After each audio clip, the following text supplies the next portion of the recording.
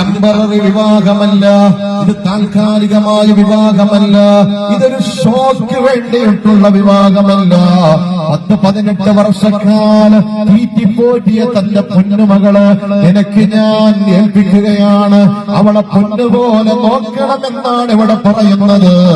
എന്നിട്ടോ എല്ലാം കഴിഞ്ഞു.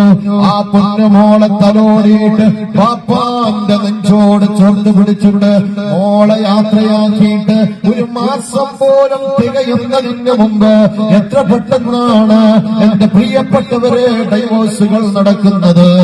ഇന്ന് വളരെ പരിതാപകരമായ അവസ്ഥയാണ്.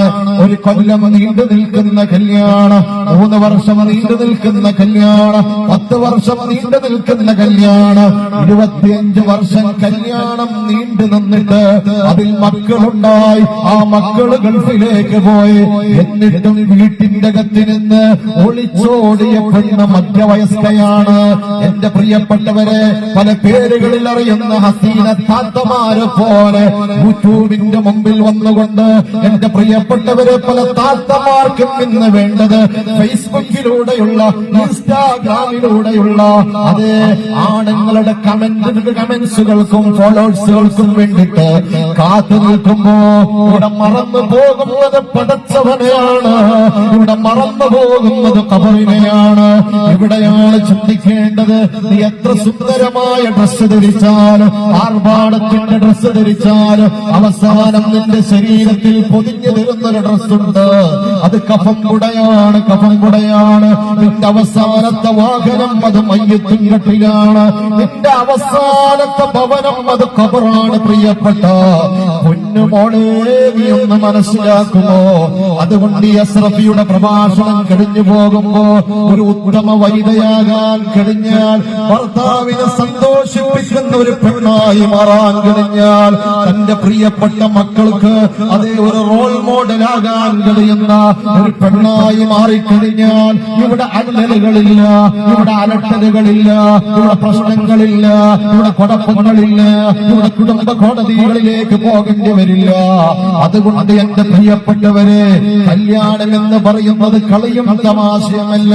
ഒരു ഉത്തരവാദിത്വത്തിലേക്ക് കാലെടുത്ത് വെക്കുമ്പോ നിങ്ങളെ പ്രിയപ്പെട്ട മക്കള് മോശമായി പോയിട്ടുണ്ടെങ്കിൽ ഉമ്മമാരെ, അതിന്റെ ഉത്തരവാദിത്വം നിങ്ങൾ ഏറ്റെടുക്കേണ്ടി വരും. എന്തുകൊണ്ടെന്ന് വെച്ചാൽ, ഈ ശരീരം നാളെ പുഴുക്കളിരിക്കാനുള്ളതാണ്. ഈ ശരീരം നാളെ പള്ളിക്കാട്ടിൽ 6 മണ്ണിൽ കൊണ്ടുപോയി വെക്കാനുള്ളതാണ്. ഈ ശരീരം ദുർബലമാകാനുള്ളതാണ്. ഈ മുഖത്ത് വാർദ്ധക്യത്തിന്റെ കുത്തുകൾ വീഴാനുള്ളതാണ്. ഈ കറുകറുത്ത തലമുടി നിരച്ചു പോകാനുള്ളതാണ്. ഈ കണ്ണിന്റെ കാഴ്ചകൾ നഷ്ടപ്പെടാനുള്ളതാണ്. ഒരു സെക്കൻഡ് മതി. പ്രിയപ്പെട്ട പൊന്നുമോള്, 19 വയസ്സുള്ള പ്രിയപ്പെട്ട പൊന്നുമോള് യാത്ര ചെയ്യുമ്പോ ഒരു ആക്സിഡന്റ് സംഭവിച്ചു കഴിഞ്ഞാൽ പിന്നെ നടുവിന് താളെ ചലനമില്ല, പിന്നെ മൂത്രമൊഴിക്കുന്നത് അറിയുന്നില്ല, പിന്നെ കാട്ടിക്കുന്നത് അറിയുന്നില്ല.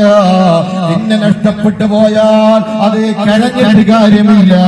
അതുകൊണ്ട് എന്റെ പ്രിയപ്പെട്ട കണ്ണൻകുളത്തെ എന്റെ പ്രിയപ്പെട്ട സഹോദരിമാരോട് പറയാനുള്ളത്, ഞാനിവിടെ വരുന്നറിഞ്ഞിട്ട് എന്റെ പ്രിയപ്പെട്ടവരെ, 10 വർഷത്തോളം നിങ്ങളുടെ തൊട്ടടുത്തുള്ള കോട്ടിക്കുളം എന്ന് പറയുന്ന മഹത്തായ സ്ഥലത്ത് വെച്ച് ഔദാര്യങ്ങളുടെ സാഹിബുൽ മഖാമിന്റെ ശുഹദാക്കളുടെ ചാരത്ത് വെച്ച് നടത്തുന്ന സ്വലാത്തിൽ അസ്റഫി ഉസ്താദിന്റെ ദുആ ഉണ്ടെന്ന് പറഞ്ഞുകൊണ്ട് എത്രയോ സഹോദരിമാര് വന്നിട്ടുണ്ടെങ്കിൽ, എന്റെ ശബ്ദം ശ്രവിക്കാൻ ആരെങ്കിലും ഇവിടെ വന്നിട്ടുണ്ടെങ്കിൽ അവരോടടക്കം ഞാൻ പറയുന്നു, ഈ സദസ്സൊന്ന് കഴിഞ്ഞു പോകുമ്പോ എന്റെ ജീവിതത്തിനൊന്ന് മാറ്റം വരുത്തണ്ടേ എന്ന് ചിന്തിച്ചു പോകാൻ അല്ലാഹു സുബ്ഹാനഹു വ തആല നമുക്ക് തൗഫീഖ് നൽകട്ടെ.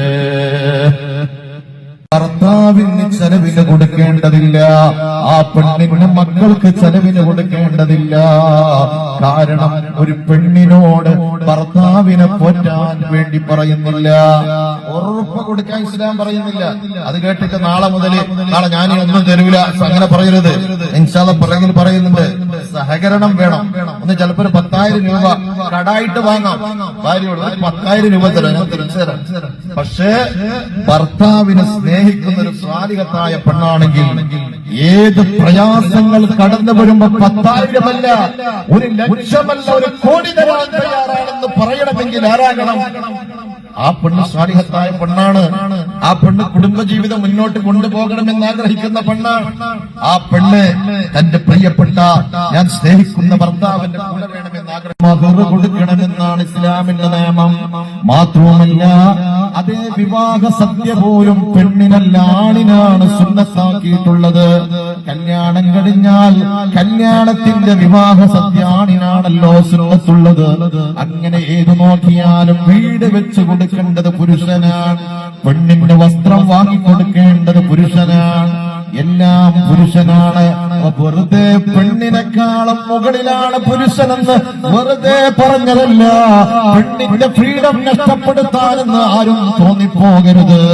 അർരിജാലു ഖവ്വാമൂന അലന്നിസാഇ ബിമാ ഫദ്ദലല്ലാഹു ബഅദഹും അലാ ബഅദ് വബിമാ അൻഫഖൂ മിൻ അംവാലിഹിം. ഇത് പറഞ്ഞിട്ട് അതിന്റെ തൊട്ടടുത്ത് തന്നെയാണ് അല്ലാഹു പറയുന്നത്. ആയത്തിൽ തന്നെ അല്ലാഹു പറയുന്നത് വസ്സാലിഹാതു ഖാനിതാത് ഹാഫിളാത്തുൻ ലിൽ ഗൈബി ബിമാ ഹഫിളല്ലാഹ്. എന്താണ് അല്ലാഹു പറയുന്നതെന്നറിയുമോ? വസ്സാലിഹാതു ഖാനിതാത്, ഉത്തമ സ്ത്രീകൾ അനുസരണമുള്ളവരാണ് പറഞ്ഞത്. ആരാണ് സാലിഹത്തായ പെണ്ണെന്നറിയുമോ? അനുസരണയുള്ള പെണ്ണാണ്. രണ്ടാമത്തെ ഭർത്താവിന്റെ കൈബുകൾ മറച്ചു വെക്കുന്ന പെണ്ണാണ്. എന്റെ പ്രിയപ്പെട്ടവരെ, അതുകൊണ്ട് ഇന്ന് മുതൽ നിങ്ങളോട് എനിക്ക് പറയാനുള്ളത്, ഭർത്താവിനെ സ്നേഹിക്കുന്ന ഒരു ഉത്തമയായ പെണ്ണായി മാറിയാൽ നിങ്ങളെ മക്കളെ പിടിച്ചു പോകില്ല. നിങ്ങളെ മക്കള് തെരുവിലെ റൗഡികളാകില്ല. നിങ്ങളെ മക്കള് അതേ ഗുണ്ടായിസത്തിന്റെ കൊട്ടേഷന്റെ തലവനാകില്ല. നിങ്ങളെ മക്കള് വർഗീയവാദിയാകില്ല. നിങ്ങളെ മക്കള് നിസ്കരിക്കാത്തവനാകില്ല. നിങ്ങളെ മക്കള് അടിപിടി കേസുകളിൽ പെട്ടുകൊണ്ട് കാരാഗ്രഹത്തിൽ പോകുന്നവനാകില്ല. ഒരു പെണ്ണ് ഉത്തമ കുടുംബിനിയായാൽ ആ വീട്ടിലുണ്ടാകുന്ന മക്കള് ഉമ്മാക്ക് എതിര് പ്രവർത്തിക്കില്ല, ഉപ്പാക്ക് എതിര് പ്രവർത്തിക്കില്ല. അതുകൊണ്ട് നിങ്ങളെയാണ് മക്കള് കാണുന്നത്. കാരണം ഭർത്താവ് കച്ചവടത്തിന് പോയവനാണ്, ഭർത്താവ് കൂലിവേലയ്ക്ക് പോയവനാണ്. കുടുംബത്തെ പോറ്റാൻ വേണ്ടി ഇരുമ്പ് കോച്ചുന്ന തണുപ്പായാൽ മരം വേവുന്ന വേനലായാലും കഷ്ടപ്പെട്ടുകൊണ്ട് രാത്രിയിൽ എത്തുന്നവന്റെ പേരാണ് ഭർത്താവെങ്കിൽ പെണ്ണേ നീ നന്നായി കഴിഞ്ഞാൽ ഏത് മദ്യപാനിയായ ഭർത്താവിനെയും നന്നാക്കിയെടുക്കാൻ പെണ്ണിന് കഴിയോ? ഏത് പലിശക്കാരനായ ഭർത്താവിനെയും നന്നാക്കിയെടുക്കാൻ പെണ്ണിന് കഴിയോ? ഏത് താന്തോന്യവാസിയായ ഭർത്താവിനെയും നന്നാക്കിയെടുക്കാൻ പെണ്ണിന് കഴിയോ? പക്ഷേ എന്റെ പ്രിയപ്പെട്ടവരെ, വീട്ടിലുള്ള പെണ്ണ് സ്വാലിഹത്തല്ലെങ്കിൽ കാര്യം അപകടമാണ്. അതുകൊണ്ടാണ് മുസ്തഫായ റസൂലുള്ളാഹി റസൂല് പറഞ്ഞൊരു ഹദീസ്, കുല്ലുക്കും റായിൻ വ കുല്ലുക്കും മസ്ഊലൻ അൻ റഅയതിഹി. എല്ലാവരും ഭരണകർത്താക്കളാണ്. എന്റെ പ്രിയപ്പെട്ടവരെ, കുല്ലുക്കും മസ്ഊലൻ അൻ റഅയതിഹി, അവരുടെ ഭരണത്തെ കുറിച്ച് അല്ലാഹു ചോദ്യം ചെയ്യുന്നതാണ്. വൽ അമീറു വറജുലു റാഇൻ അലാ അഹ്ലി ബൈതി. ഒരു വീടിന്റെ അഖിലിന്റെ അതേ ഭരണസാരഥ്യം ഏറ്റെടുത്തത് അത് ഭർത്താവാണ്. പുരുഷനാണെങ്കിൽ വൽ മർഅതു റാഇയ. എന്റെ പ്രിയപ്പെട്ടവരെ, പെണ്ണെന്ന് പറയുന്നത് ഭരണകർത്രിയാണ്. പെണ്ണെന്ന് പറഞ്ഞാൽ ഭരണകർത്രിയാണ്. അലാ ബൈതി സൗജിഹാ, ആ പെണ്ണിന്റെ ഭർത്താവിന്റെ വീട് സൂക്ഷിക്കേണ്ട ബാധ്യത നിനക്കുണ്ട്. വലദിഹി, മക്കളെ സൂക്ഷിക്കേണ്ട ബാധ്യതയും പെണ്ണിനുണ്ടെന്ന് മുസ്തഫായ റസൂലുള്ളാഹി അല്ലാഹുവിന്റെ റസൂല് പറഞ്ഞിട്ട് പറയാണ്, ഫകുല്ലുക്കും നിങ്ങളെല്ലാവരും ഭരണകർത്താക്കളാണ്. വകുല്ലുക്കും മസ്ഊലുൻ അൻ റഅയതിഹി. അതെ, നിങ്ങളുടെ ഭരണസാരഥ്യത്തെ കുറിച്ച് അല്ലാഹു നാളെ ചോദ്യം ചെയ്യുമെന്ന് പറയുമ്പോ വീട് സൂക്ഷിക്കേണ്ടത് പെണ്ണിന്റെ ബാധ്യതയാണ്. വീട്ടിലെ മക്കളെ സൂക്ഷിക്കേണ്ടത് പെണ്ണിന്റെ ബാധ്യതയാണ്. എന്ന് പറഞ്ഞാൽ ഭർത്താവിന്റെ അനുവാദമില്ലാതെ ഒരാളെയും എന്റെ വീട്ടിൽ കയറ്റാൻ പാടില്ല. ഭർത്താവിന്റെ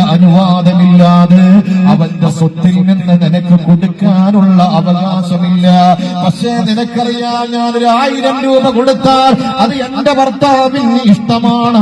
പള്ളിക്ക് കൊടുത്താൽ, മദ്രസക്ക് കൊടുത്താൽ, പാവപ്പെട്ടവന് കൊടുത്താൽ, യതീമിന് കൊടുത്താൽ അങ്ങനെ ഭർത്താവിന്റെ തൃപ്തിയുണ്ടാകുമെന്ന് അറിഞ്ഞിട്ട് കൊടുക്കുന്നത് കൊണ്ട് കുഴപ്പമില്ല.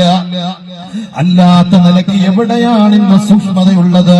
എന്തുകൊണ്ട് നമ്മുടെ മക്കൾ മോശമാകുന്നു എന്ന് ചോദിച്ചാൽ, വീട്ടിലെ ഉത്തമ കുടുംബിനിയായി മാറേണ്ട പെണ്ണാണ്, അതേ പെണ്ണിനെ കൊണ്ടാണ് നമ്മുടെ മക്കൾ ഇന്ന് മോശമായി പോകുന്നത്. ഞാൻ ഓരോന്നും നിങ്ങളുടെ ശ്രദ്ധയിൽ പെടുത്തുകയാണ്.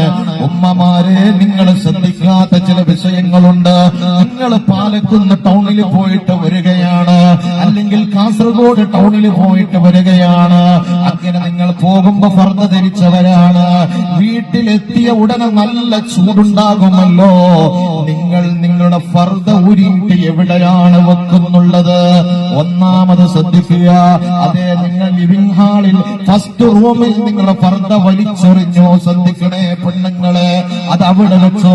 കുറച്ച് കഴിയുമ്പോഴാണ് വീട്ടിലാരോ കുടുംബക്കാര് വന്നത്. അതേ, ലിവിംഗ് റൂമില്, ജനങ്ങൾ ഇരിക്കുന്ന റൂമില്, ഗസ്റ്റുകൾ ഇരിക്കുന്ന റൂമില് പെണ്ണിന്റെ ഫർദയാണ്. അതുകൊണ്ട് ഉമ്മമാരോട് എനിക്ക് പറയാനുള്ളത്, ഒരിക്കലും നിങ്ങളുടെ വസ്ത്രങ്ങൾ നിങ്ങൾ വലിച്ചെറിയാൻ പാടില്ല.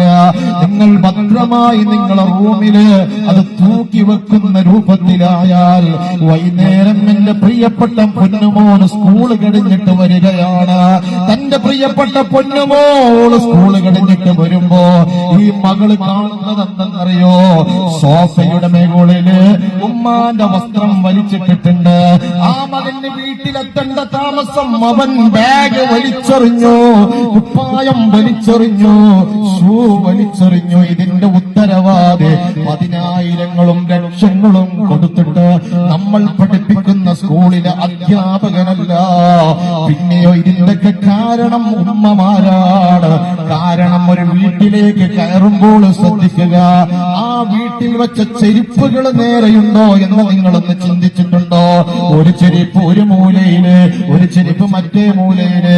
മോന്റെ ചെരുപ്പ് ഗേറ്റിന്റെ അടുക്കല്, മോളെ ചെരുപ്പ് അത് ചടിച്ചട്ടിന്റെ അടുക്കല്. മദ്രസയിലെ മക്കളെ നിങ്ങളൊന്ന് ഇവിടെ ഇരുത്തുമോ?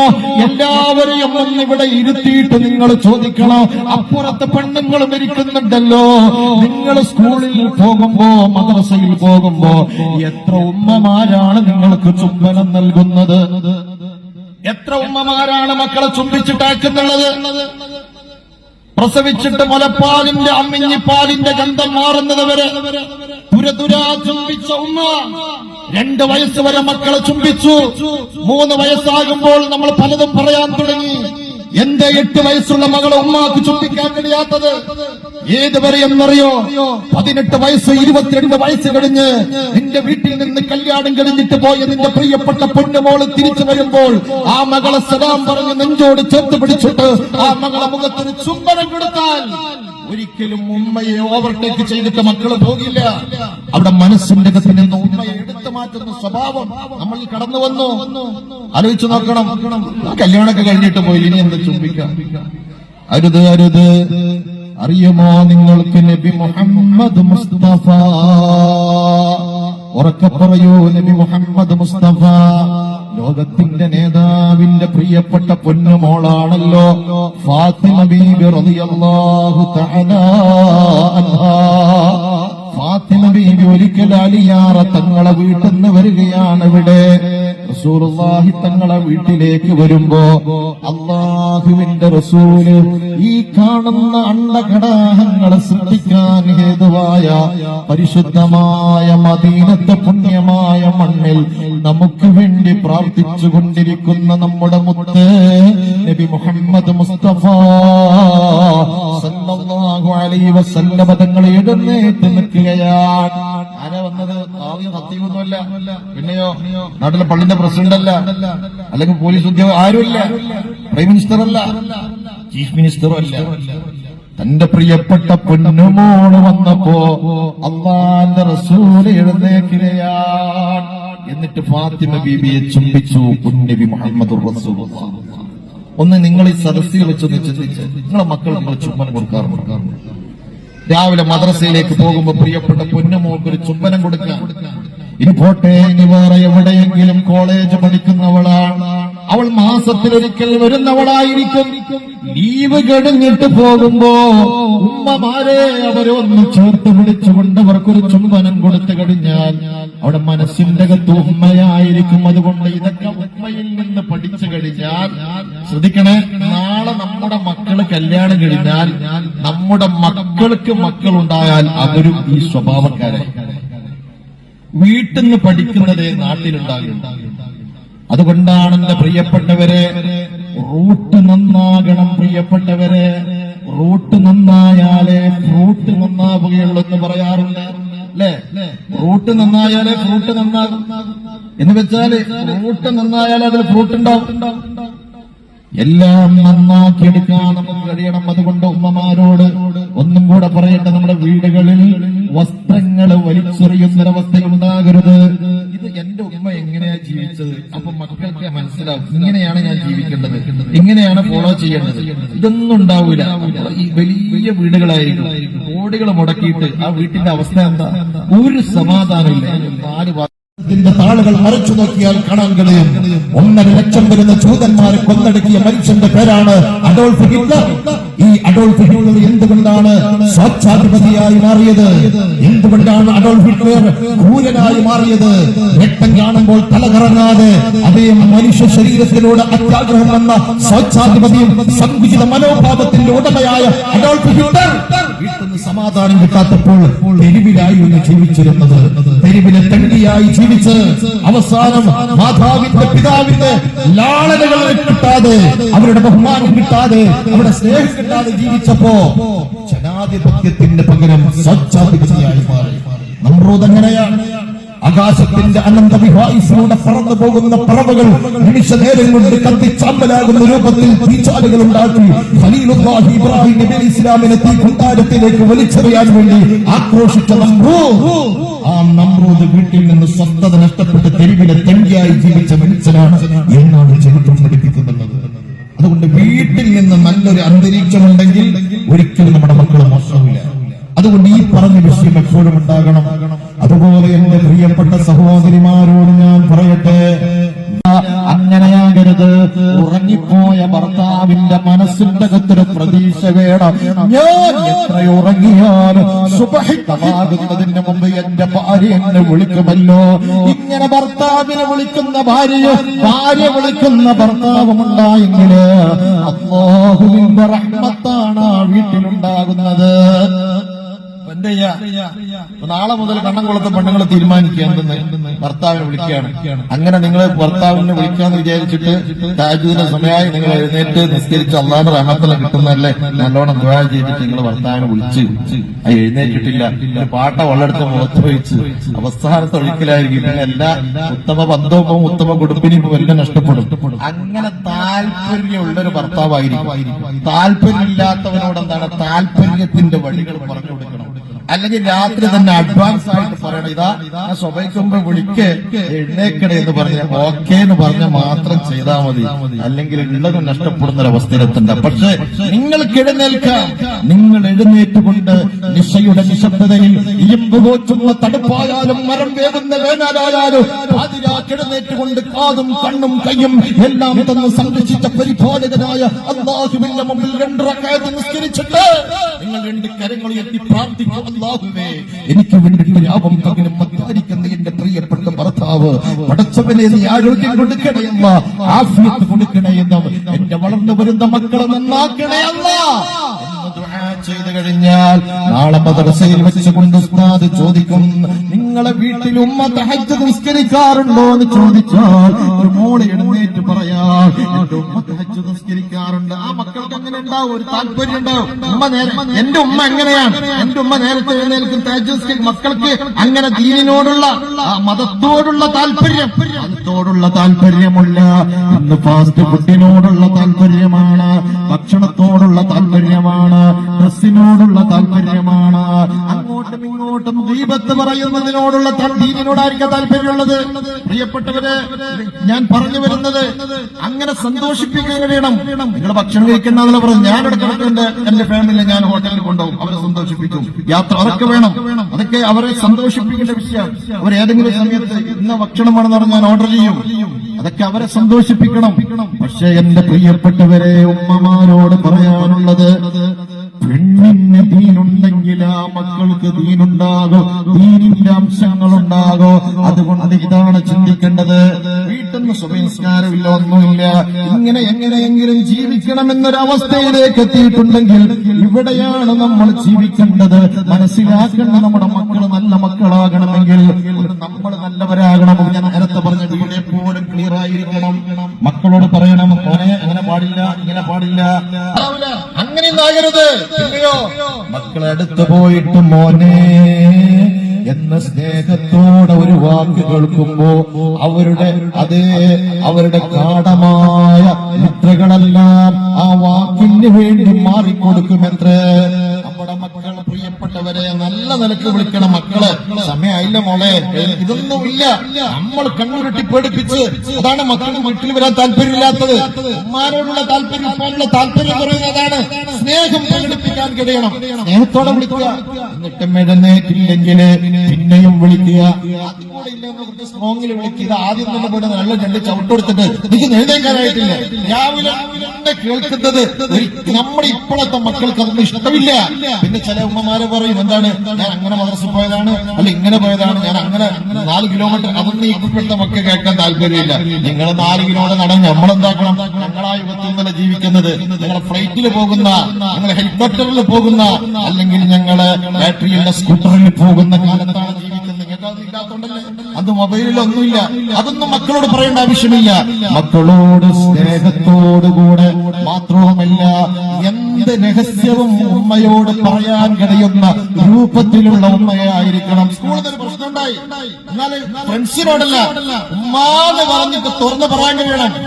ഏതെങ്കിലും ഒരു പെണ്ണും ഒരാണും പ്രേമത്തിലായിരിക്കട്ടെ, അങ്ങനെ ഒരു പ്രേമത്തിലായി ആരോട് പറയാൻ വീട്ടിൽ പറഞ്ഞാൽ ഉമ്മ കേൾക്കില്ല.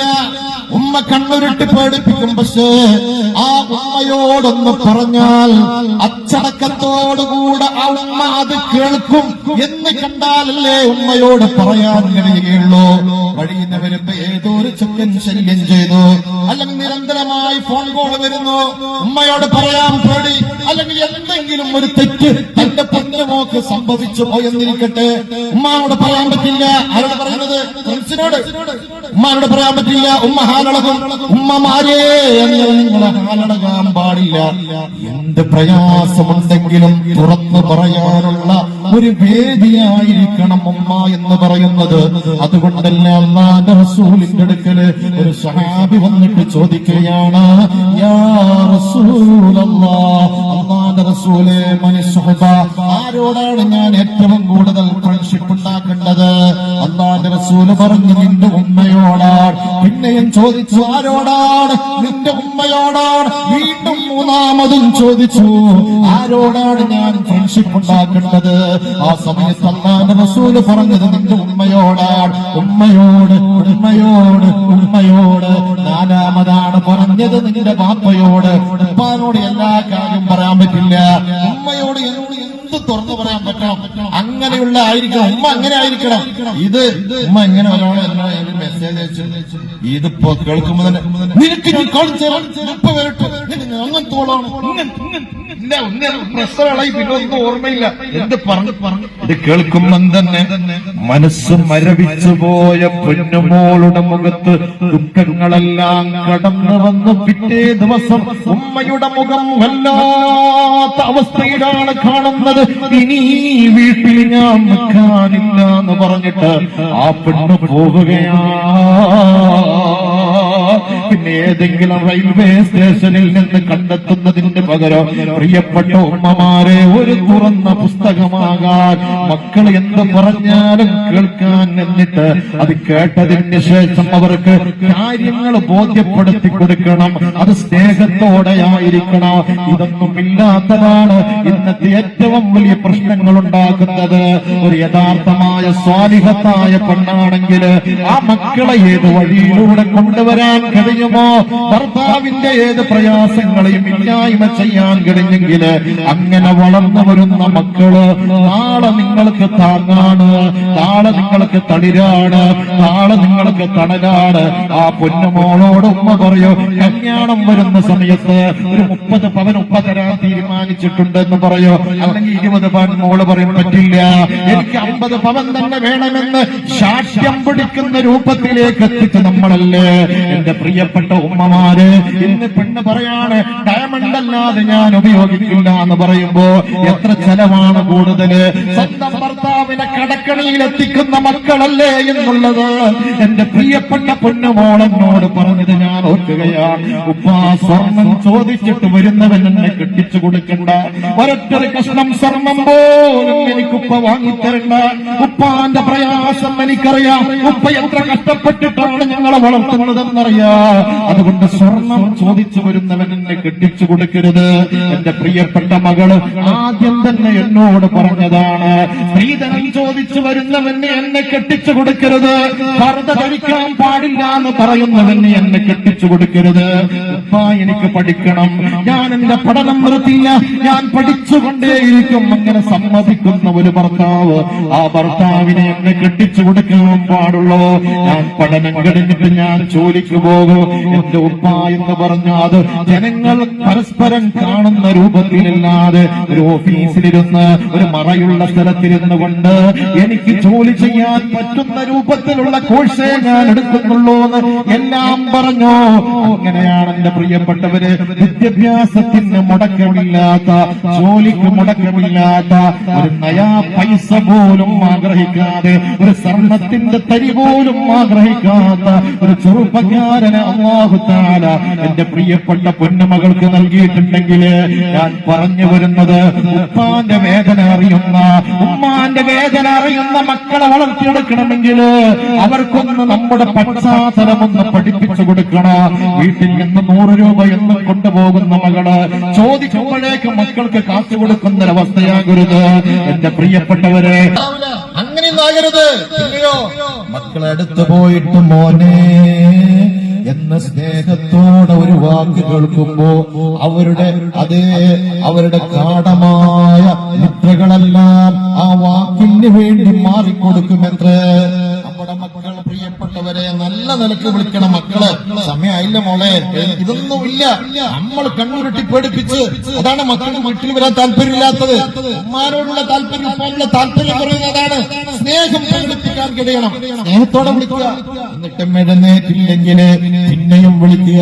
അതും കൂടെ ഇല്ലെന്ന് കുറച്ച് സ്ട്രോങ്ങിൽ വിളിക്കുക. ആദ്യം തന്നെ പോയിട്ട് നല്ല 2 ചവിട്ടെടുത്തിട്ട് എനിക്ക് എഴുന്നേക്കാനായിട്ടില്ല, രാവിലെ കേൾക്കുന്നത് നമ്മുടെ ഇപ്പോഴത്തെ മക്കൾക്ക് അതൊന്നും ഇഷ്ടമില്ല.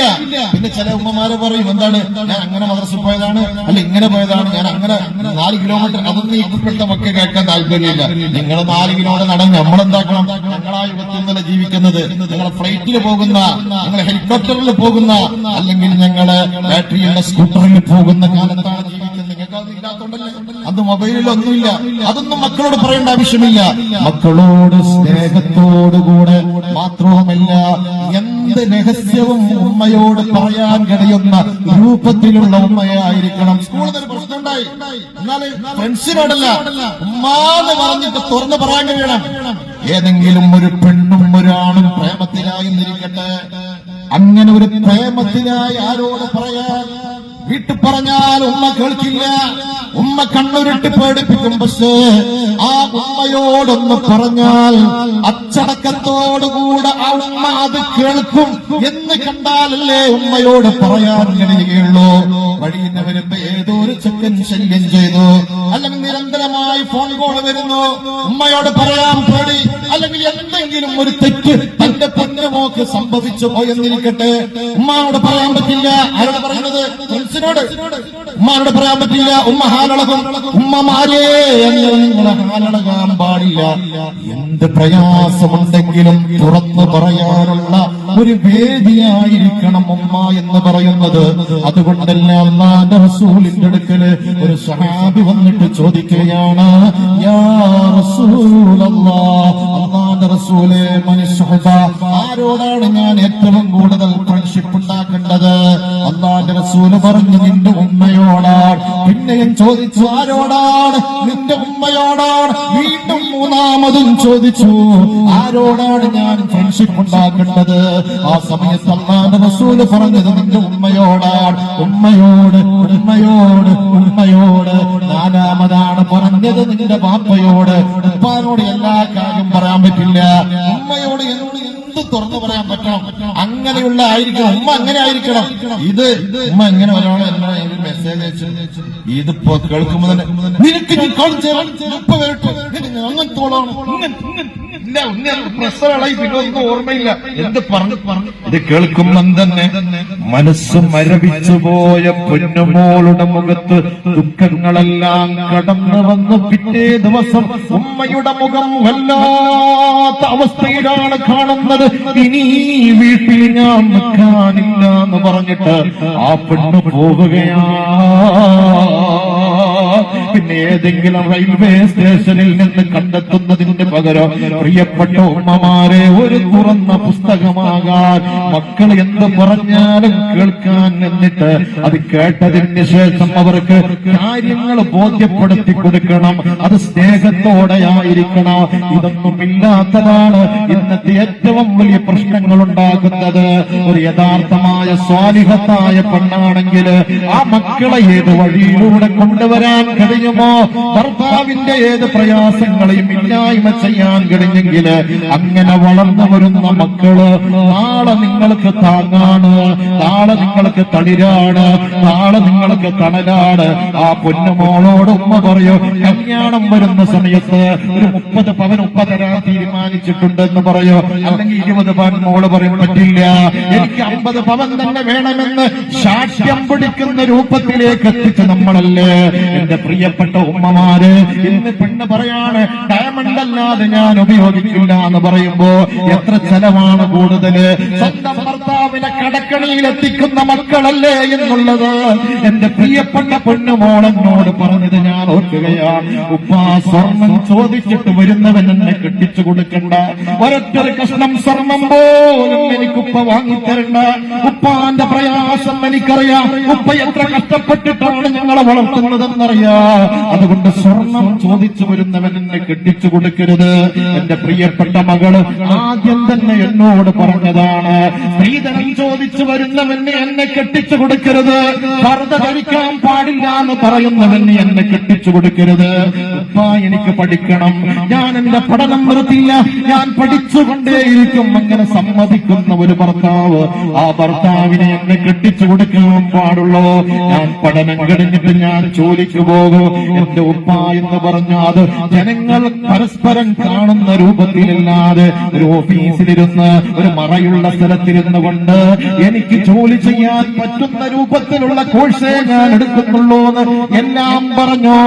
അങ്ങനെയാണ് എന്റെ പ്രിയപ്പെട്ടവര് വിദ്യാഭ്യാസത്തിന് മുടക്കമില്ലാത്ത, ജോലിക്ക് മുടക്കമില്ലാത്ത, ഒരു നയാ പൈസ പോലും ആഗ്രഹിക്കാതെ, ഒരു സ്വർണത്തിന്റെ തരി പോലും ആഗ്രഹിക്കാത്ത ഒരു ചെറുപ്പക്കാരന് അല്ലാഹു തആല എന്റെ പ്രിയപ്പെട്ട പൊന്നുമകൾക്ക് നൽകിയിട്ടുണ്ടെങ്കിൽ ഞാൻ പറഞ്ഞു വരുന്നത്, ഉപ്പാന്റെ വേദന അറിയുന്ന, ഉമ്മാന്റെ വേദന അറിയുന്ന മക്കളെ വളർത്തിയെടുക്കണമെങ്കിൽ അവർക്കൊന്ന് നമ്മുടെ പശ്ചാത്തലമൊന്ന് പഠിപ്പിച്ചു കൊടുക്കണം. വീട്ടിൽ നിന്ന് 100 രൂപ എന്നും കൊണ്ടുപോകുന്ന മകള് ചോദിക്കുമ്പോഴേക്ക് മക്കൾക്ക് കാശ് കൊടുക്കുന്നൊരവസ്ഥയാകരുത്. എന്റെ പ്രിയപ്പെട്ടവരെ, ഫാനിന്റെ പൈസ അതേ 900 രൂപ എന്നിരിക്കട്ടെ, മോളെ കയ്യിൽ കൊടുത്തു, എന്നിട്ട് തിരിച്ചു വന്നിട്ട് 100 രൂപ നിങ്ങൾ ചോദിക്കാറുണ്ടോ? സാരമില്ല, അതെന്റെ മോളല്ലേ. പക്ഷേ നിങ്ങൾ അവിടെ ചോദിക്കണം, 100 രൂപയ്ക്ക് വിലയുണ്ടെന്ന് മക്കൾക്കറിയണം. ഇനി 10 രൂപയാണെങ്കിലും നിങ്ങൾ ചോദിച്ചു വാങ്ങണം. പിറ്റേ ദിവസം ചെയ്തു പോവുകയാണ്. വീട്ടിൽ സ്വസ്ഥതയില്ല. എന്തുണ്ടായിട്ട് ഓലമേഞ്ഞ വീടാവട്ടെ, നല്ലൊരു കാര്യം, എന്തിനു ഒരു കുഴപ്പമില്ല. എത്രയാൾ രാവിലെ മുതൽ വൈകുന്നേരം വരെ പണിയെടുത്ത് അന്നന്ന് കിട്ടുന്നത് കൊണ്ട് ചെലവ് കഴിഞ്ഞ് 1 രൂപ പോലും പള്ളിക്ക് കൊടുക്കാനില്ല, വരിസംഖ്യയായിട്ട് കൊടുക്കാനില്ല. ചില പാവപ്പെട്ട ആൾ മരണപ്പെട്ട ചോദിക്കാണ്ട് കടമുണ്ടോ? ഒരു കടമില്ല.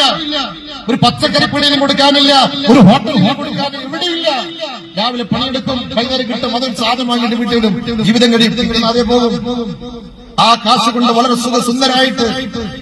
ഇന്നങ്ങനെയല്ലല്ലോ. ഒരാൾ മരണപ്പെടുമ്പോഴേക്ക് കോടിക്കണക്കിന് കാശുകൾ, കോടിക്കണക്കിന് അതേ നഷ്ടങ്ങളും അതുപോലെ തന്നെ കടങ്ങളുമാണ്. ഇതൊക്കെ ഇങ്ങനെയൊക്കെ നിയന്ത്രിക്കാൻ നല്ലൊരു പെണ്ണ് വീട്ടിലുണ്ടെങ്കിൽ എന്റെ പ്രിയപ്പെട്ടവരെ എല്ലാം നന്മയായിട്ട് മാറും. അതുകൊണ്ടൊരു മനുഷ്യന്റെ വിജയത്തിൽപ്പെട്ടതാണ് 3 കാര്യങ്ങൾ പഠിച്ചു വെച്ചോ. നല്ല പെണ്ണ് എന്ന് പറഞ്ഞാൽ, നല്ല പെണ്ണെന്ന് പറഞ്ഞാൽ അവിടുന്ന് ഫോട്ടോ എടുത്ത്, ഇവിടുന്ന് ഫോട്ടോ എടുത്ത്, കല്യാണത്തിനെടുത്ത്, ബർത്ത്ഡേക്ക് എടുത്ത്, ഇൻസ്റ്റാഗ്രാമിലിട്ട് 4 ആള് കണ്ട്, 10 ആള് കണ്ട്, ഫോളോവേഴ്സുകൾ കൂടിയിട്ടുണ്ടോ? അതല്ല. പിന്നെയോ പുറത്തുനിന്ന് കാണുമ്പോൾ നല്ല ഉഷാറാണ്, എന്തൊരു നല്ല പെണ്ണ് അല്ലെ, എന്തൊരു സംസാരമാണ്, എന്തൊരു സ്വഭാവമാണ്. കുടുംബക്കാരൊക്കെ നല്ല നീറ്റാണ്, അവർ നല്ലോണം സ്വീകരിക്കും ഭർത്താവിന്റെ കുടുംബക്കാരെ. പക്ഷേ ആ ഭർത്താവിനോട് ഒരിക്കൽ പോലും നേരെ ചിരിച്ചിട്ട്, അങ്ങനത്തെ പെണ്ണുങ്ങളുണ്ട്. നമ്മളെ വളരെ പറയേ വേണ്ട, നല്ല വ്യക്തിയാണ്, എനക്ക് വിശ്വാസമില്ല, ആളെ കയ്യിലെടുക്കാൻ വേണ്ടിട്ട് ഭയങ്കര ഷോപ്പിംഗ്. പക്ഷെ ഭർത്താവിനോട് ഒരിക്കൽ പോലും സ്നേഹത്തോടെ ചിരിക്കാത്തവള്, ഭർത്താവിനെ ബുദ്ധിമുട്ടിക്കുന്നവള് പുറത്ത് നല്ല ഹാപ്പിയാണ്, പുറത്ത് നല്ല ആളുകളൊക്കെ സ്വീകരിക്കാനും സാറ് പറയൂ, നല്ലൊരു പൊണ്ണ കിട്ടിയ ആള് രക്ഷപ്പെട്ട. ഇപ്പൊ അവന്റെ മോളെ ഭാര്യ എന്ത് ഉഷാറാണ്, കഥ അറിയില്ല, അങ്ങനത്തെ ആളുകളുണ്ട്. എല്ലാരെ കുറിച്ച് പറയുന്നില്ല, ഉള്ളും നല്ലത് പുറവും നല്ലതുണ്ട്, അവര് രക്ഷപ്പെട്ടു പോയി. എന്റെ പ്രിയപ്പെട്ടവരെ, അല്ലാഹുവിന്റെ റസൂല് പഠിപ്പിക്കുകയാണ്, മുഹമ്മദുർ റസൂലുള്ളാഹി സ്വല്ലല്ലാഹു അലൈഹി വസല്ലം സഹാബി ചോദിച്ചില്ലേ, ലൗ അലിംനാ അയ്യുൽ മാലി ഖൈറ, റസൂലേ ഞങ്ങൾക്ക് അറിഞ്ഞിരുന്നെങ്കിൽ ഏതാണ് നല്ല സമ്പത്ത്, ഏതാണ് നല്ല സമ്പത്തെന്ന് ഞങ്ങൾക്ക് അറിഞ്ഞിരുന്നെങ്കിൽ ഫനത്തഖിദുഹു, ഞങ്ങളത് ഉണ്ടാക്കാൻ നബിയേ, ഏതാണ് നല്ല സമ്പത്ത്? ഫഖാല, അല്ലാഹുവിന്റെ റസൂൽ പറഞ്ഞ, ഫളലുഹു ലിസാനുൻ ദാകിറ, നല്ല സമ്പത്ത് ദാകിറ, പടച്ചോനെ ഓർക്കുന്ന ലാ ഇലാഹ ഇല്ലല്ലാഹ്, അതുപോലെ സ്വലാത്തുകള്, നല്ല നല്ല വാചകങ്ങള്, അല്ലാഹുവിലേക്ക് അടുക്കാൻ കഴിയുന്ന ദിക്റുകള്. രണ്ടാമത്തത് ഖൽബുൻ ശാകിർ, നന്ദിയുള്ള ഹൃദയമാണ്.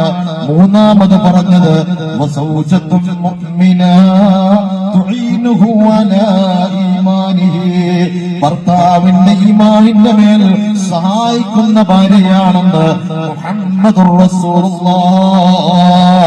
ഏറ്റവും നീ ഉണ്ടാക്കിയ സമ്പാദ്യത്തിൽ ഏറ്റവും നല്ല സമ്പത്ത് ഫെഡറൽ ബാങ്കിൽ സൂക്ഷിച്ചു വെച്ച കോടികളല്ല, പിന്നെയോ നിന്റെ സ്വാലിഹത്തായ ഭാര്യയാണ്, ഭർത്താവിനെ സഹായിക്കുന്ന ഭാര്യയാണ്, ഭർത്താവിന്റെ പ്രയാസങ്ങളെയും ഇല്ലായ്മ ചെയ്യാൻ കഴിയുന്ന ഭാര്യയാണ്.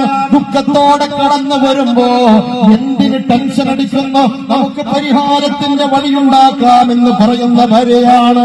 നിങ്ങൾ ടെൻഷൻ അടിക്കല്ലേ, നമുക്ക് പരിഹാരത്തിന്റെ വഴിയുണ്ടാക്കാം, നിങ്ങളുടെ കൂടെ ഞാനുണ്ടെന്ന് പറയുന്ന ഭാര്യയാണ്. ഭർത്താവിന്റെ ക്യാൻസർ എന്നറിഞ്ഞപ്പോ അതേ വീട്ടിൽ നിന്ന് ഇറങ്ങിപ്പോയ പെണ്ണുങ്ങളില്ലേ, ഭർത്താവിന്റെ 2 കിഡ്നിയും നഷ്ടപ്പെട്ടെന്ന് കേൾക്കുമ്പോ ഇറങ്ങിപ്പോയ പെണ്ണുങ്ങളില്ലേ, ഭർത്താവിന്റെ രോഗം വരുമ്പോൾ വലിച്ചെറിഞ്ഞു പോയ പെണ്ണുങ്ങളില്ലേ. പെണ്ണെ, നിനക്ക് വേണ്ടിയിട്ടാണ് അവരുടെ മുടി നരച്ചത്, നിനക്ക് വേണ്ടിയിട്ടാണ് വാർദ്ധക്യത്തിന്റെ കുത്ത് വേണത്, നിനക്ക് വേണ്ടിയിട്ടാണ് ത്യാഗങ്ങൾ സഹിച്ചത്, നിനക്ക് വേണ്ടിയിട്ടാണ് ജീവിതത്തിന്റെ 2 അറ്റം കൂട്ടിമുട്ടിക്കാൻ മണലാരണ്യത്തിൽ കഷ്ടപ്പെട്ടത്. എന്നിട്ടോ ഒരു നാൾ നീ ഒളിച്ചോടിയെന്ന കഴിഞ്ഞ ഒരു നാളിൽ തന്റെ ഭർത്താവിന് മാരകമായ രോഗം കടന്നു വന്നപ്പോ തിരിഞ്ഞു നോക്കാൻ ആളുകളില്ല, ആരുമില്ല, ഭാര്യ കൂടെയില്ല, മക്കളില്ല, ആരുമില്ലാതെ ഒറ്റപ്പെട്ടുകൊണ്ട് ഏതോ തെരുവിൽ വെച്ചുകൊണ്ട് ഒരാള് പോലും ഒരു മുറുക്ക് വെള്ളം കൊടുക്കാനില്ല, ഈച്ചകളെയും കൊതുകുകളെയും സാക്ഷി നിർത്തിയിട്ട് പടച്ചവന്റെ ദുന്യാവെന്ന് വിട പറഞ്ഞു പോയ എത്രയോ പ്രവാസികള് ഖബർസ്ഥാനിലുണ്ട് പ്രിയപ്പെട്ട. അതുകൊണ്ട് തുഈനുഹു അലാ ഈമാനി, ഭർത്താവിനെ സഹായിക്കുന്ന പെണ്ണാണ് ഏറ്റവും നല്ല പെണ്ണ്. കണ്ടില്ലേ ലോകത്തിന്റെ നേതാവ് നബി മുഹമ്മദ് മുസ്തഫ അല്ലാഹുവിന്റെ റസൂലിന്റെ സല്ലല്ലാഹു അലൈഹി വസല്ലം തങ്ങളുടെ പ്രിയപ്പെട്ട ഭാര്യയായ ഖദീജ ബീബി റളിയല്ലാഹു തആല അൻഹാ, എന്റെ പ്രിയപ്പെട്ടവരെ ഏറ്റവും നല്ല മോട്ടിവേഷൻ മോട്ടിവേഷനായി ഏറ്റവും നല്ല നിലയ്ക്ക് ക്ലാസ് എടുക്കാൻ കഴിയുന്ന ഏറ്റവും നല്ല കുടുംബിനിക്ക് ഫോളോ ചെയ്യാൻ കഴിയുന്ന മഹതിയാണല്ലോ ഖദീജ ബീബി റളിയല്ലാഹു തആല അൻഹ. ആലോചിക്കണ അല്ലാഹുവിന്റെ റസൂല് പരിശുദ്ധമായ ഹിറാ ഗുഹയിലാണ്. ആ ഹിറാ ഗുഹയിൽ നിന്ന് ജിബ്രീൽ അലൈഹിസ്സലാമിനെ കണ്ടുമുട്ടുകയാണ്. അല്ലാഹുവിന്റെ റസൂല് അതേ കിലോമീറ്ററുകളോളം സഞ്ചരിച്ചു പോയി ഹിറാ ഗുഹയിൽ ധ്യാന നിമഗ്നനായി അല്ലാഹു ഓർത്തുകൊണ്ട് സുജൂദ് ചെയ്യുമ്പോഴല്ലേ മലക്ക് ജിബ്രീൽ അലൈഹിസ്സലാം കടന്നു വന്നിട്ട് അല്ലാഹുവിന്റെ റസൂലിനോട് പറഞ്ഞതെന്തെന്നറിയോ? ഇഖ്റ ഓതണേ നബിയേ, ഓതണേ നബിയേ. ആദ്യമായിട്ടാണ് ജിബ്രീൽ അലൈഹിസ്സലാമിനെ കാണുന്നത്. വല്ലാത്തൊരു പ്രയാസം അങ്ങോട്ട് തോന്നി. അല്ലാഹുവിന്റെ റസൂല് ആ മലമടക്കിൽ നിന്ന് ഇങ്ങോട്ട് തിരിച്ചു വരികയാണ്. മാത്രമല്ല ദിവസങ്ങളോളം ഹിറാ ഗുഹയിൽ ഖദീജ ബീവിയാണ് ഭക്ഷണം കൊണ്ടുപോയി കൊടുത്തത്. എന്റെ ഉമ്മമാര് രോഗിയായിട്ട് റൂമിൽ കിടക്കുമ്പോ ഭർത്താവ് ഒരു ഗ്ലാസ് വെള്ളം ചോദിച്ചാൽ കൊടുക്കാൻ കഴിയാത്തവര്, അതേ വിളിച്ചാലെത്താത്തവര്, ഞാൻ പറയട്ടെ, പലപ്പോഴും എന്റെ വയതിൽ ഞാൻ പറഞ്ഞിട്ടുണ്ട്, രാത്രി ഞങ്ങളെ വീട്ടിൽ ഭർത്താവ് വരികയാണ്, കട അടച്ചിട്ട് വരികയാണ്, റിക്ഷ ഓട്ടിയിട്ട് വരികയാണ്, മണ്ണിനോട് മല്ലടിച്ചിട്ട് വരികയാണ്, മക്കളെ പോറ്റാൻ കഷ്ടപ്പെട്ടിട്ട് വരുമ്പോ വീട്ടിന്റെ കാൽബല്ല് അടിച്ചു കഴിഞ്ഞാൽ, പെണ്ണെ നീ എത്ര തിരക്കുണ്ടെങ്കിലും നീ വന്നിട്ട് വാതിലൊന്ന് തുറക്കണേ, അവന് നിന്നെയൊന്ന് കാണട്ടെ, നിന്റെ മുഖം കാണുമ്പോൾ എന്തൊരു സന്തോഷമുണ്ടാകണം. പക്ഷേ നിങ്ങൾ ചെയ്യുന്നത് എന്തെന്നറിയോ? ഇപ്പുറത്തെ റൂമെന്ന് വിളിച്ചിട്ട് പറയാണ്, മോളെ എന്ന് വിളിച്ചിട്ട് പാപ്പ വന്നിട്ടുണ്ട്, വാതില് തുറന്നു കൊടുക്കും നിനക്ക് പറയാ.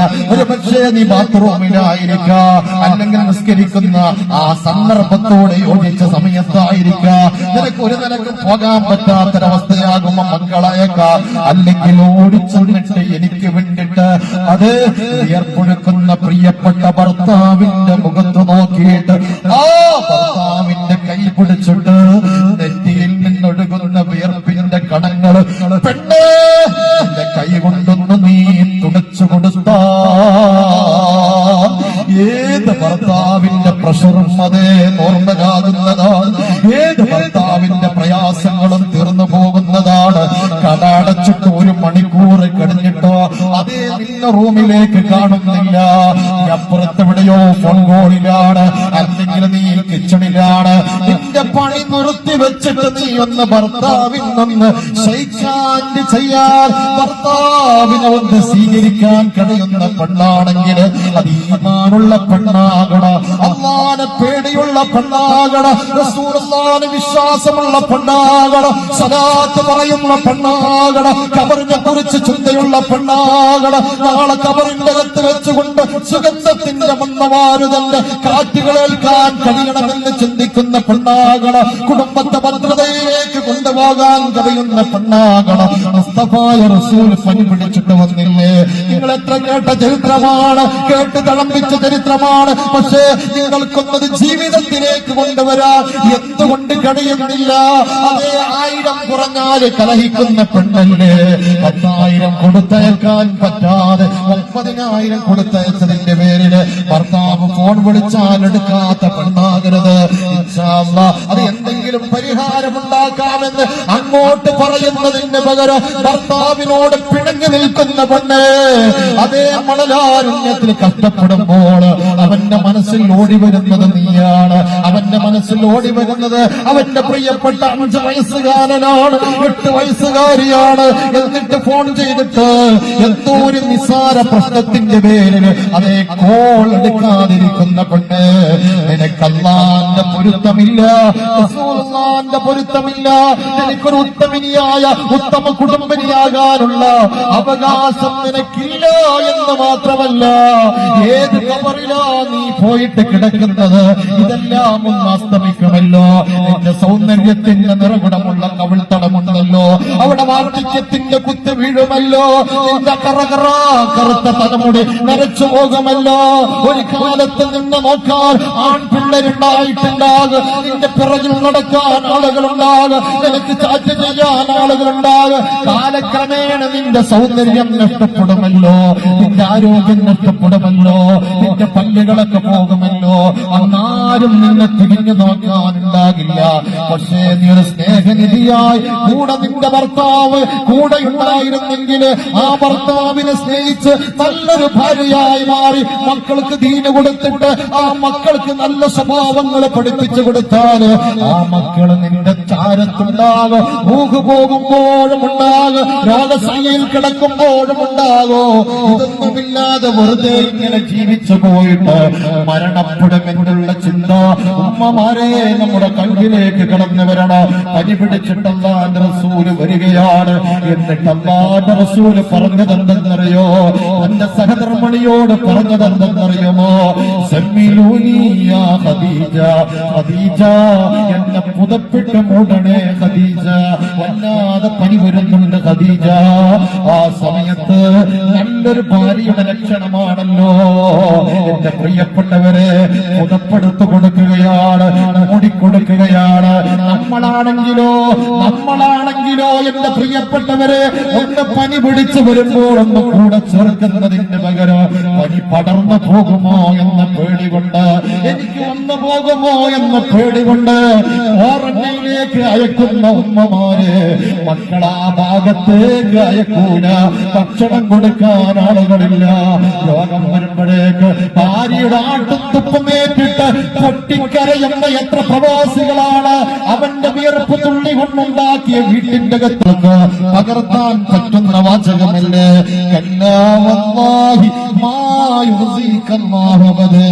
എന്തിന് നബിയെ ഭയപ്പെടണം, പേടിക്കണ്ട നബിയെ, വിഷമിക്കണ്ട നബിയെ. അല്ലാഹ് തന്നെയാണ് സത്യം. വിഷമിക്കണ്ട നബിയെ, പേടിക്കണ്ട നബിയെ. ഇന്നകല തസിലുർ റഹീം, അങ്ങ് കുടുംബ ബന്ധം ചേർക്കുന്ന പ്രവാചകരാണല്ലോ. അല്ലാഹു തങ്ങളെ വെറുതെയാക്കില്ല. വതഹമിലുൽ കല്ല, അശരണരെ ഏറ്റെടുക്കുന്ന പ്രവാചകരാണല്ലോ. വതക്സിബുൽ മഅദൂം, ഇല്ലാത്തവർക്ക് കൊടുക്കുന്ന പ്രവാചകരാണല്ലോ. അങ്ങ് കുടുംബ ബന്ധം ചാർത്തുന്ന പ്രവാചകരാണ്. പാവപ്പെട്ടവരെ ഏറ്റെടുക്കുന്ന പ്രവാചകരാണ്. ഇല്ലാത്തവർക്ക് കൊടുക്കുന്ന പ്രവാചകരാണ്. അതുകൊണ്ട് കല്ലാ വല്ലാഹി മാ യുഹ്സികല്ലാഹു അബദാ, അല്ലാഹു ഒരിക്കലും അങ്ങയെ വിഷമത്തിലാക്കില്ല. എന്തൊരു സ്നേഹമുള്ള ഭാര്യയാണ്, എത്ര ഉത്തമമായ കുടുംബിനിയാണ്. അതുകൊണ്ടല്ലേ എന്റെ പ്രിയപ്പെട്ടവരെ, അല്ലാഹുവിന്റെ റസൂൽ മഹദിയായ ഖദീജ ബീബി വഫാത്തായതിന് ശേഷം ഖദീജ ബീബിയുടെ സഹോദരി ഫ്രണ്ട്സുകൾക്ക് ആടിനറുത്തിട്ട് അവരെ സന്തോഷിപ്പിച്ചിരുന്നു എന്ന് മാത്രമല്ല, എന്റെ പ്രിയപ്പെട്ടവരെ, നിങ്ങൾക്കറിയുമോ ആ ഖദീജ ബീബിയോട് അല്ലാഹുവിന്റെ റസൂലിന് വല്ലാത്ത സ്നേഹമുണ്ടായെന്ന് മാത്രമല്ല, ആ ഖദീജ ബീബിക്ക് അല്ലാഹു സലാം പറഞ്ഞയച്ചിട്ടുണ്ട്. ജിബ്രീൽ അലൈഹിസ്സലാം മുഖേന സലാം പറഞ്ഞയച്ചിട്ടുണ്ട്. മാത്രമല്ല, ഈ ദുനിയാവിൽ നിന്ന് വിട പറയാൻ അടുത്ത സമയത്ത് മഹദിയായ ഖദീജ ബീവിയുടെ കണ്ണ് നിറയുകയാണ്. ഈ ദുനിയാവിന് വിട പറയാൻ അടുത്തപ്പോ സ്നേഹനിധിയായ ഭർത്താവാണ് ചാരത്തുള്ളത്. ഖദീജ ബീവി ചോദിച്ചില്ലേ, യാ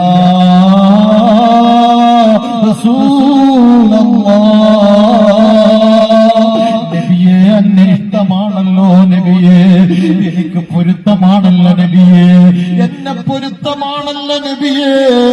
ആ സമയത്തല്ലാഹുവിന്റെ റസൂല് പറഞ്ഞു, പൊരുത്തമാണ്, പൊരുത്തമാണ്, പൊരുത്തമാണ്. ഈ അണ്ടഘടകങ്ങളെ സൃഷ്ടിക്കാൻ ഹേതുവായ, താരാപദങ്ങളെ സൃഷ്ടിക്കാൻ ഹേതുവായ, ക്ഷീരപദങ്ങളെ സൃഷ്ടിക്കാൻ ഹേതുവായ, വാൽനക്ഷത്രങ്ങളെ സൃഷ്ടിക്കാൻ ഹേതുവായ, കൊള്ളി മീനുകളെയും ഗാലക്സികളെയും ചിഹ്നം വിളിക്കുന്ന ആനകളെയും ഗർജിക്കുന്ന സിംഹങ്ങളെയും ചേതന അചേതന സർവവസ്തുക്കളെ സൃഷ്ടിക്കാൻ ഹേതുവായ, ഏറ്റവും നല്ല റോൾ മോഡലാക്കാൻ കഴിയുന്ന അല്ലാഹുവിന്റെ റസൂൽ അങ്ങോട്ട് ചോദിച്ചിട്ടുണ്ട്, പൊരുത്തമല്ലേ ഖദീജ? നാളെ അല്ലാഹുവിന്റെ മുമ്പില് ഭാര്യയെ കുറിച്ച് ഭർത്താവിനോട്, ഭർത്താവിനെ കുറിച്ച് ഭാര്യയോട് ചോദിക്കുന്ന രംഗം വരുന്നതിന് മുമ്പ് പരസ്പരം പൊരുത്തപ്പെട്ട് കൊടുത്തിട്ടുണ്ട്. അതുകൊണ്ടല്ലേ അല്ലാഹുവിന്റെ റസൂൽ പഠിപ്പിച്ചു മറ്റൊരു ഹദീസില്ലേ അയ്യമംറഅത്തിൻ മാതത് വസൗജുഹാ അൻഹാ. എന്റെ പ്രിയപ്പെട്ടവരെ, ഏതൊരു പെണ്ണും ഭർത്താവിന്റെ പൊരുത്തത്തോടുകൂടെ മരണപ്പെട്ടു പോയാൽ അവൾ സ്വർഗത്തിലാണെന്ന് നബി മുഹമ്മദ് മുസ്തഫ. നല്ല പെണ്ണിന്റെ അടയാളം അല്ലാഹുവിന്റെ റസൂൽ പറഞ്ഞില്ലേ, ഇദാ നളറ ഇലൈഹാ സർറതുഹു. ഒരു പെണ്ണ് ഭർത്താവിന്റെ മുഖത്ത് നോക്കിക്കഴിഞ്ഞാൽ, ഒരു ഭർത്താവ് പെണ്ണിന്റെ മുഖത്ത് നോക്കിക്കഴിഞ്ഞാൽ സർറതുഹു, ഭർത്താവിനെ സന്തോഷിപ്പിക്കുന്ന പെണ്ണ് സ്വാലിഹത്തായ പെണ്ണാണെന്ന് അല്ലാഹുവിന്റെ റസൂൽ പറഞ്ഞിട്ടുണ്ടെങ്കിൽ എന്റെ പ്രിയപ്പെട്ട സഹോദരിമാരോ